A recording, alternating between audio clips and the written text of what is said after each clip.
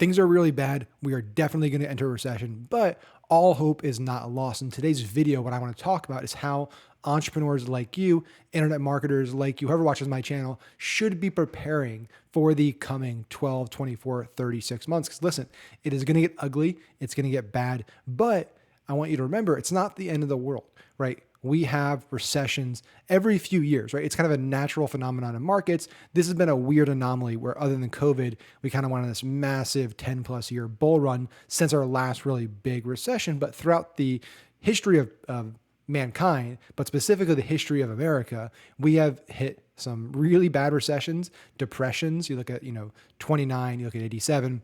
Look at kind of periods of history, the dot-com bubble, where markets tanked. During that moment, people felt like they lost everything. But the reality is that if you look at a graph, if you go right now and you go over and you look at the S&P, the Dow, the NASDAQ, right, and you look at all time, so look at how the chart rose and fell over time, what you'll notice is that in those periods, right, 08, 09, 87, right, all these periods where people were terrified, they thought the world was ending. Yeah, it looked really bad if you just view that 1 year graph.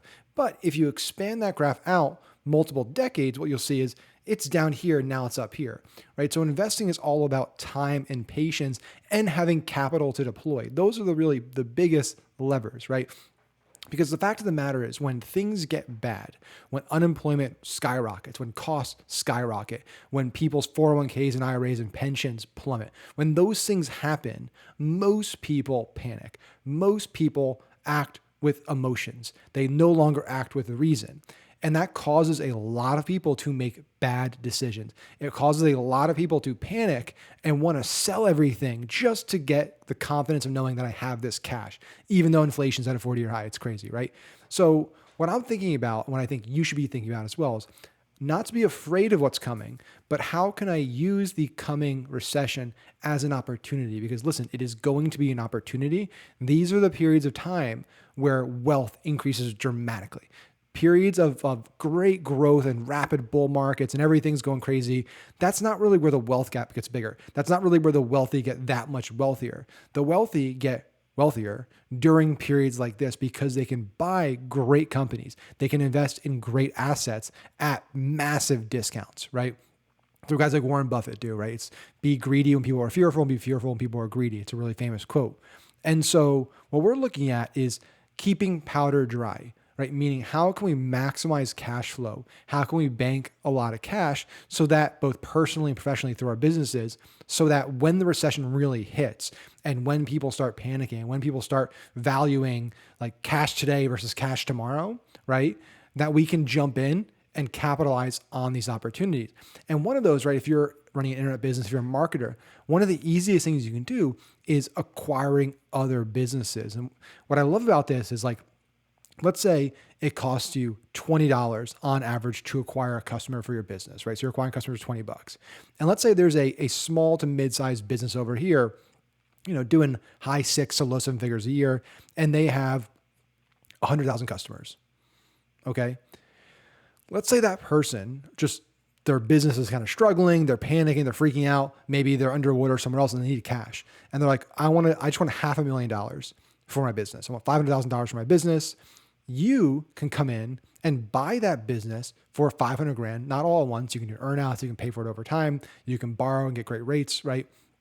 And the beautiful thing about that is, if you're acquiring customers for 20 and you're happy with 20, you're essentially able to buy customers for $5. So if this company over here has the exact customer that you want, that's a perfect fit for your products, you're able to acquire 100,000 customers for $500,000, which means you're paying $5 essentially per customer. Now, again, a little different because they didn't come in through your ecosystem, through your funnels. So somewhere there's going to be some drop off and stuff, but still there are opportunities like this where it is an absolute no brainer, where you're going to be able to acquire assets for less than they're worth, essentially. That's like that's how Warren Buffett, transparently, that's how he made his first few millions, is through these kind of cigar butt investments that Benjamin Graham taught him, where he found that there are companies out there, and this is publicly traded companies, that their stock price, their market value actually is lower than the intrinsic value of the company.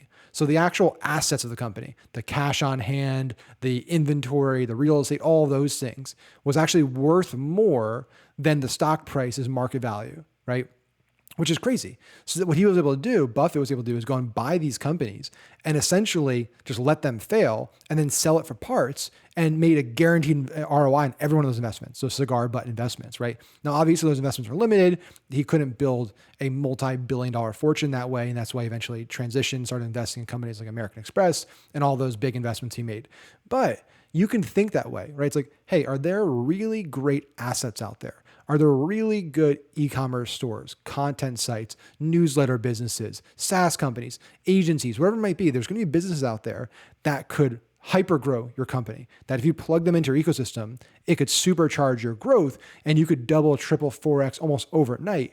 But you can acquire that for a fraction of what it costs you to achieve that growth internally, right? So that's what I said before. It's like, hey, if I can go buy this company over here for $500,000 and they have 100,000 customers, I'm essentially acquiring 100,000 customers for $5 my acquisition cost. Whereas over here, it might cost me 20, 30, 40, 50 bucks today on Facebook, TikTok, Google to acquire the same customer. That's a no-brainer deal, especially if you can fund that, right? Where you're paying it out over 12 months or so. The business is already cash flowing, so you're able to actually buy it with cash flow. There's all kinds of stuff. Roland Frazier and his group does a lot of great stuff on that type of, Chris Daigle, that type of acquisition strategy. So you're not even putting $500,000 of your own money up front to do it. You're putting, a fraction of that up front, but day one, you're getting all the customers that you can monetize. So that's just additional customers pouring in, and the money you can make from those customers through your offers and through pitches and through email, SMS, remarketing could easily pay for the acquisition. And if you can do that, you can repeat that process, rinse, repeat, rinse, repeat. It is way easier to acquire than it is to grow from the ground up. So that's what we're looking at right now. It's like, okay, things are going to get bad. Things are going to get tough. Unemployment's going to go up. Inflation's probably going to stay high. Economic growth is going to slow down, probably going to stagflation. A lot of bad things. That's going to hurt a lot of people. But in that period of turmoil and hurt, there are a lot of opportunities that arise. And I also like viewing it this way too, because you're helping people at the same time, right? If there's somebody out there that needs money and you're able to come in and give them that financial capital and that financial support they need, that's a win-win deal. Sure, they're not getting the best price they could, but that's the trade-off you make to get cash today in a uncertain market, right?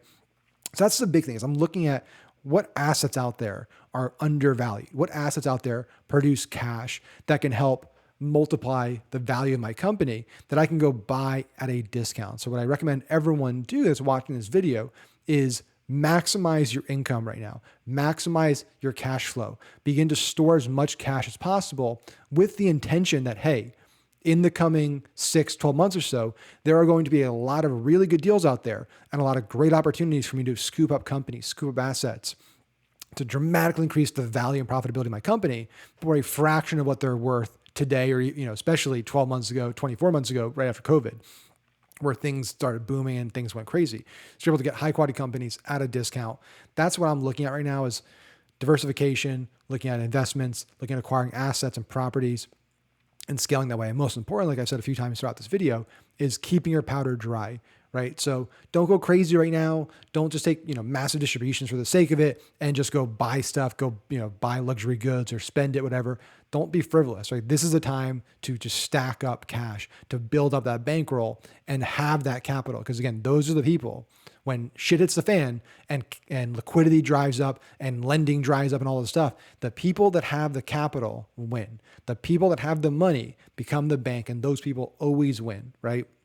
They're always able to take the good deal, make it the good deals, and take advantage of opportunity. So that's what I think everyone should be doing. Everyone should be thinking about. That's the best way that right now we are preparing for the coming recession. And one final thing here is also think about businesses that either you can start or acquire right now that are going to do well in uncertain times, in recessions. There are certain types of businesses that do way better and actually perform really well in recessions versus in bull markets. So for example, gold IRAs, financial education, debt relief, lending, credit card companies. These are all types of companies, survival prepping, that do very, very well in uncertain times. So if there's the opportunity now to scoop up a info product business, a content site in that market, now's a great time to do that. So you have really solid businesses that do well during recession. So as always, guys, make sure to hit that subscribe button, hit the little bell so you get all my videos, and I'll see you on the next one.